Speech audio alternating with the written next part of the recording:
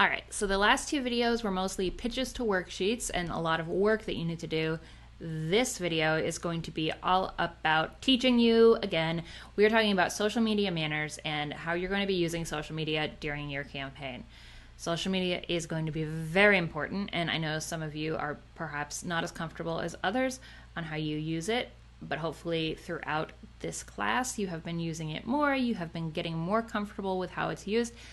Let's go over just a few nice outlines and ground rules that you can use if you are not sure exactly how to use it. First of all, let's talk about how to use each post that you are posting during your campaign. First of all, is this post about my crowdfunding campaign clear to someone who is hearing about me or my project for the first time? So keep in mind, when you're posting about your crowdfunding campaign, this post might be shared, it might be retweeted, or it might just show up randomly. You know how social media works. It might show up randomly in front of somebody who doesn't know what's happening, who hasn't been keeping up with you, or really has never heard of you before. So a bad post might be something like $4,000 left, or it's here. And those posts happen a lot. My friends post those kinds of things. So that's just not going to provide any information. That doesn't mean anything to anybody out of context. A good example instead of that would be just $4,000 to go until I can make my debut spoken word album about chickens. Or I just launched the fundraiser to make my debut album about chickens. Okay, so that is more information. It's not an excessive amount of information, right? But it has the information that is missing from that bad version of that post. Second, is this post appropriate for the social media platform you are posting on? Let's go through each platform. And I've told you before, I want you to be making different posts for each social media platform. I know you could tie them all together if you wanted to, but especially during your campaign, let's take the extra 5 minutes to go to each different platform and post differently for the different needs of these unique platforms. Here we go. On Instagram, you want one beautiful square image or video with 0 to 5 hashtags. I know some of you want to post 20, and if that's your life, live it, but I think 0 to 5 hashtag and a nice, clear, beautiful caption up to 50 words, maybe shorter. On Twitter, up to 1 hashtag. Not a whole lot of hashtags on Twitter, so don't be syncing your Instagram with that because you're going to have too many hashtags. Text in full sentences, 1 image that is wider than it is tall, not a square image because it's going to get cut off, and 1 link directly to the page. Okay? Facebook, 1 big square image, text that asks a question or suggests feedback up to and the caption's going to be up to 10 to 20 words because Facebook's going to cut off your text really fast. Facebook is also all about that comment, all about that interaction. So we're going to be asking questions. We're going to ask people for their feedback on Facebook. No hashtags. Facebook has a little bit of hashtag interaction, but really don't bother. And 1 link directly to your page. Here's a tip. Use the website canva.com. They have pre-formatted, pre-sized templates for every social media and YouTube thumbnails, Twitch headers. They have everything sized out for you, so you don't need to be guessing what the right size is for every social media platform.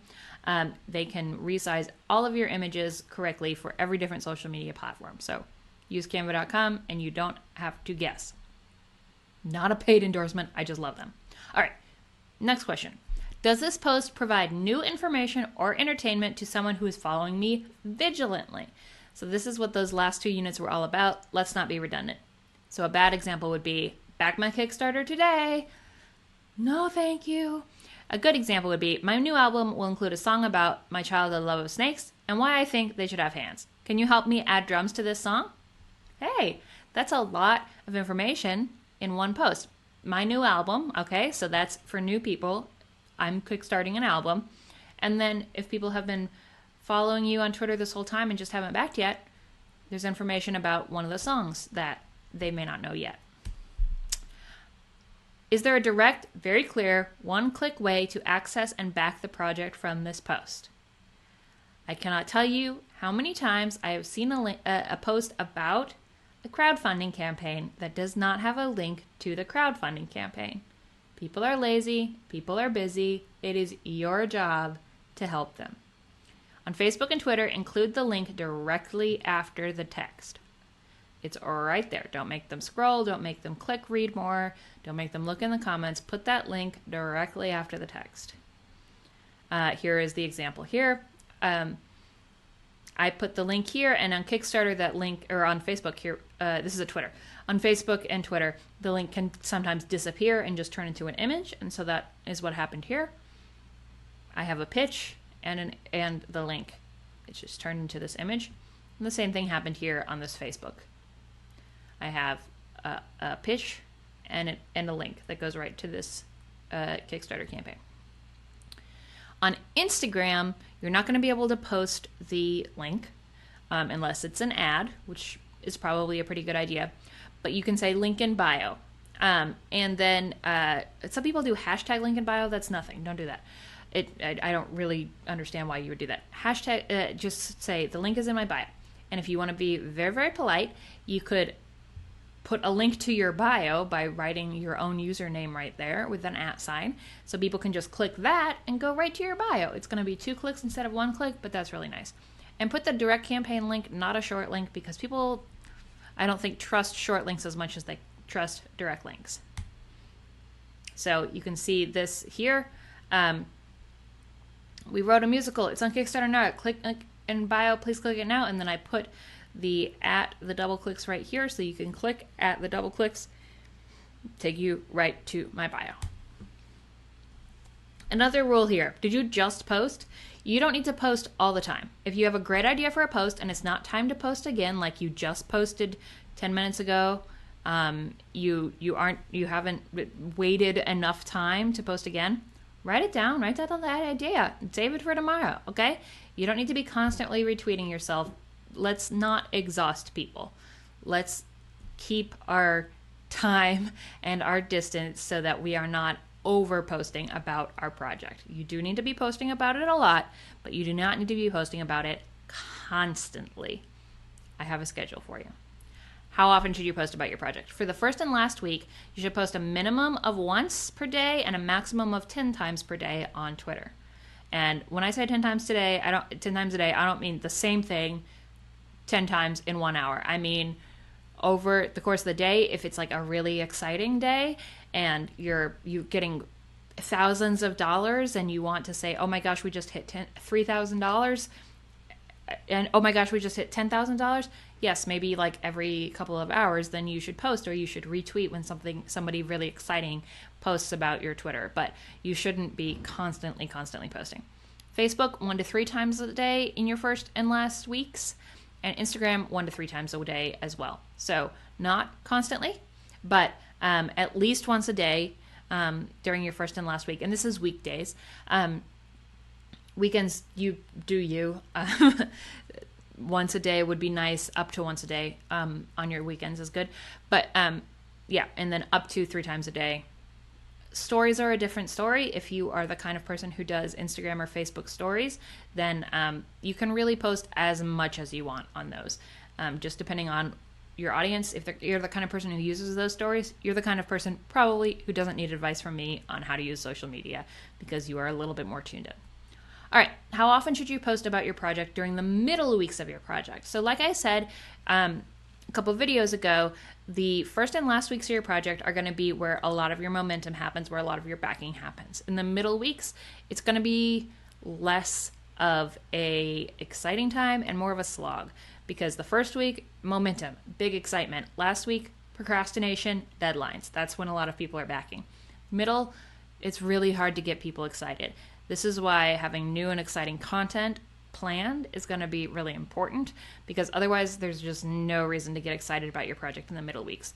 But you should still be talking about it. Twitter and Facebook, so at least twice a week on each of these platforms, but let's make sure that it is new and exciting and different content.